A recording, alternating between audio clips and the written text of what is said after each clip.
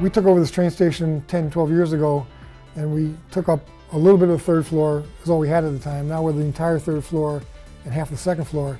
And I always joke how little control I have over the second floor because I sit on the third floor. And it's only a half joke. But the further away you get from your home office, less, quote, control you have over them. So when you have these overseas offices, it's hard to recreate or establish the same kind of, go get them, passion for excellence, figure it out culture that we have here. And that's kind of the luck of the draw. So what I found is if you find the right people that have that mentality, hard-headed, get it done, figure it out, then those offices become successful. In places where they don't adopt that, we've tried where we had to close down an office in Europe because 4 o'clock, they're gone, after hours, don't answer their phone, and that just doesn't work for us. And so at the time, maybe 10 years ago, I sent over one of our top guys. He spent 6 months there, changed the culture, and he did. But the day he left, it went back to the old way. It's hard to change that. So that's one thing I've learned is, you have to sort of adapt and adopt the culture of the country you're in. It's not always the same mentality as American culture, but you need some of that. And you have to find at least a balance. You can't just be the one way because then it doesn't become successful. We had, our first few years, all we had was a post office box, and then we had a trailer, so we called them the trailer trash. And the trailer was overcrowded and smelly. And so we finally the city gave us some room at the Boston store. And then a friend of mine suggested that we buy Union Station. So his pitch, and he's a real estate guy, so his pitch was, it's a cool building, you're a cool company.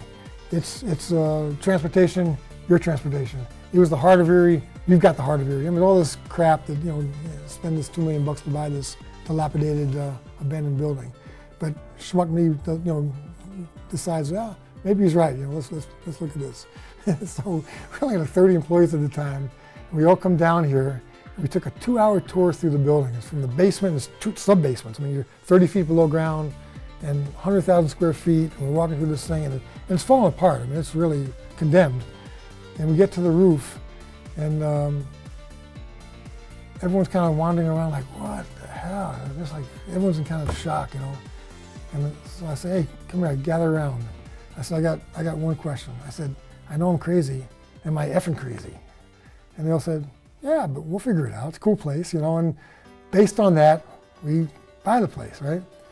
So there's a guy in town named Tom Kennedy. He owns the Renaissance Center, and he's a good guy. I didn't know him, but I heard of him. So I call him up the next day. I say, or email him. I say, hey, Tom, can I talk to you? So you're a Long Island guy. I'm a Long Island guy. You work at GE. GE is my biggest customer. I got a question for you. I said, how much do you think Union Station's worth? He said, well, you got to get comparisons. You got to get an assessment. I said, I already bought it. He said, well, then why asking me, So the typical goofy story of how we do things. But we bought it, and it was never bought as an investment. I'm not a Erie guy. I'm not a real estate guy.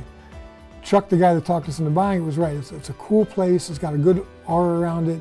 It was a hub of transportation back in the day, and it'll never be that again, but it's the hub of a global transportation provider now. So there's kind of a symmetry there. And I always tell people that it wasn't a good investment, and it wasn't done as an investment, but there are soft benefits sometimes. Hard to measure, but you can feel them. And one of those is that when I travel the world and talking to customers, potential customers, and you say you're American, people, they like America more than people think. So that's okay, you're American, good, Where are you from? I always thought I'm from New York, but it ends up, our office in Erie, Pennsylvania, which they've never heard of. So it's like, it's kind of the bubble burst a little bit. And then I take out a picture of the train station. Here's our headquarters. And around the world, train stations are the center of town still. So it's like, wow, so it gives you a stature and kind of a cool factor that you wouldn't otherwise have. So it's done that. Plus, it's got a great vibe. It's a very well-lit building, and it's right in the center of town. So it's kind of a cool place to work. So for all the reasons that Chuck said it would be a good deal, it's been a good deal. Financially, it hasn't been a good deal, but we'll live with that. When we bought it, there's another goofy thing, but when we bought it, the banks all wanted to be part of the renaissance of downtown. So they all wanted to look at this deal to give us the mortgage. So I get up in front of all of them at the Boston store, and I give my little song and dance about Renaissance and revival and cool factor, and blah, blah, blah. And I get done, and they said, okay, can we see your business plan? So I reach in my business, into my briefcase. I'm thinking, what the hell can I pull out of here? It looks like a business plan. So we had a chart of our growth that showed, customers, employees, revenue. I said, keep doing this. And they laughed. And I said, that's as good as it gets. That's all we got, But like I said, 12 years later, we haven't missed a mortgage payment. And, so they made a good investment too. The building's an old building. It's 1927, first Art Deco train station in America. And it, kind of dingy though, it's old. So we figured a good way to brighten it up would be to put flags on the roof. And so we put the flags of all the nations at the time that we either had people from or we do business in.